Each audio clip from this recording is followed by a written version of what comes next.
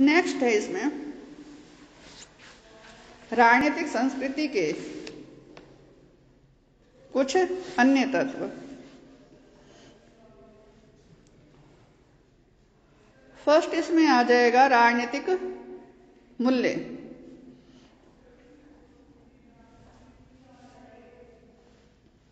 मूल्य क्या है? विचार।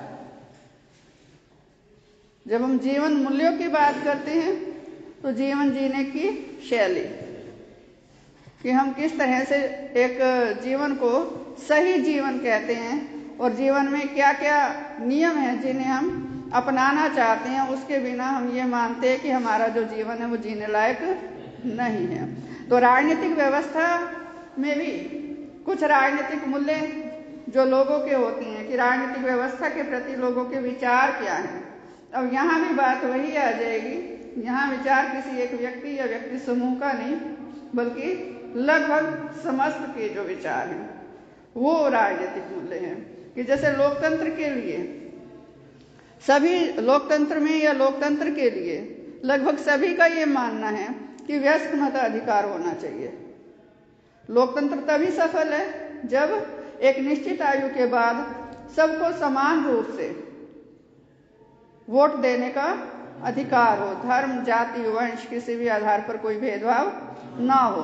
साथ ही साथ सभी ये भी मानते हैं कि लोकतंत्र में जो प्रतिनिधि जनता द्वारा चुने जाते हैं नियत कार्यकाल के लिए, निश्चित कार्यकाल के लिए, यदि वो सही काम नहीं कर रहे तो जनता को अधिकार होना चाहिए कि वो उनको वापस बुला सके।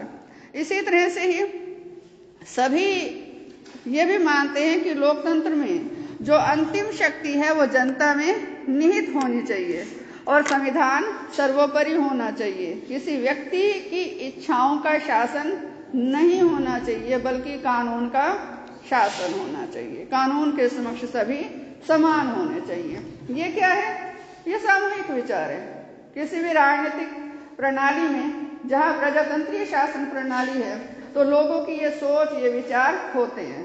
तो ये जो राजनीतिक मूल्य हैं इनका अध्ययन करके भी तुलनात्मक अध्ययन एक देश की राजनीतिक संस्कृति का दूसरे देश की राजनीतिक संस्कृति के साथ किया जा सकता है। सेकंड है इसमें राजनीतिक विश्वास।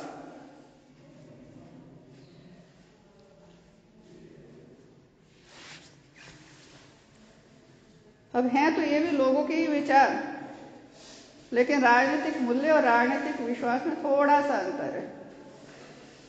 राजनीतिक मूल्य क्या है? वो विचार, वो दृष्टिकोण, वो अभिवृत्तियां जिसके लिए देश में, लोगों में एक तरह से कह लो सर्वसम्मति है, लगभग सभी उनको स्वीकारते हैं और उनके पक्ष में हैं। दूसरी ओर विश्वास हम किसे कहेंगे? कि कुछ लोगों का विचार, कुछ लोगों ने अध्ययन किया या रिसर्च की और अपने विचार प्रस्तुत किए, वो है तो ठीक, लेकिन क्योंकि वो समस्त के विचार नहीं है तो ऐसे में उस समूह के विचारों को हम राजनीतिक विश्वास का नाम देते हैं। जैसे जब द्वितीय विश्व युद्ध समाप्त हुआ उसके बाद जो पूरा विश्व था उसमें ध्रुवीकरण हो रहा था।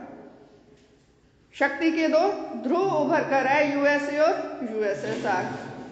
और जब भारत जैसे जो देश है जो आजाद हुए तो उनको लगा कि एक गुट से यदि दोस्ती की जाए तो दूसरे गुट की दुश्मनी मुफ्त में मिलेगी ना। और उस वक्त शक्ति संतुलन ऐसा था कि दोनों जो गुट थे, यूएसए और यूएसएसआर, शक्ति के मामले में बिल्कुल बराबर से थे। और ये जो नए आजाद हुए देश थे, ये जिस गुट में जाते उधर शक्ति संतुलन, माने जो तराजू का पलड़ा है वो झुक जाता, वहां शक्ति बढ़ जाती और ये संतुलन बिगड़ता तो ये तीसरे विश्व युद्ध की आहट हो जाती।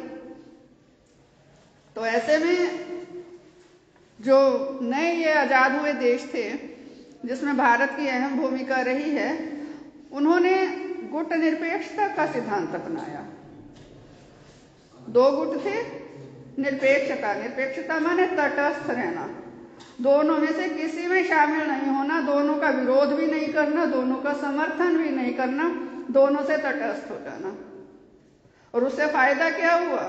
दोनों से ही लाभ मिलता रहा, क्योंकि दोनों ही गुटों को इंतजार रहा कि ये देश आज नहीं तो कल हमारे में शामिल होंगे। यही राजनीति है, यही रणनीति होती है, इसी को ही कूटनीति भी कहते हैं। ना विरोध कर रहे, ना समर्थन कर रहे, और दोनों को एक उम्मीद कि हमारी तरफ आएंगे।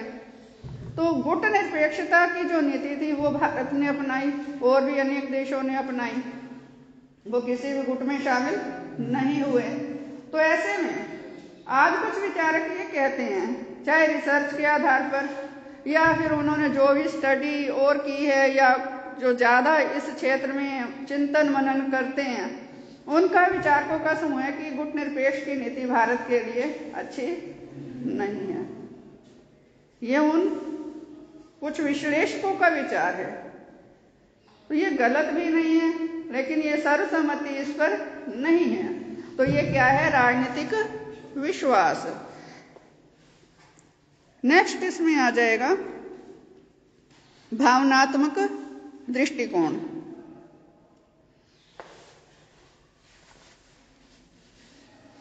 कि जो राजनीतिक प्रणाली के अंतर्गत लोग हैं वो भावनात्मक रूप से प्रणाली से कितने जुड़े हुए हैं, मनोवैज्ञानिक सांस या मनोवैज्ञानिक लगन उनमें है या नहीं है, वो उस व्यवस्था को मन से स्वीकार करते हैं या नहीं करते। जैसे हमारे देश में अब तो खैर वो लगभग काफी वृद्ध हो चुके लोग जिनकी मैं बात कर रही हूँ जा भी लिए, जो लोग 1947 के समय देश में थे, ऐसा नहीं कि 1947 में पैदा हुए थे, उनकी बात नहीं कर रही, जो इतने समझदार थे जिन्होंने अंग्रेजों का शासन देखा था और समझते थे उसको, वो लोग ये कहते सुने जाते थे जो भारतीय शासन प्रणाली है उसके प्रति, इससे तो अंग्रेजों का राज अच्छा था, उसमें ये नहीं होता था, उसमें वो नहीं होता था। माने कुछ बातें उनको भारतीय शासन प्रणाली की सही नहीं लगती थी। तो ऐसे में उनकी जो मनोवैज्ञानिक सांझ है, उनका जो मनोवैज्ञानिक झुकाव जो अंग्रेजी शासन के प्रति था, वो क्यों है?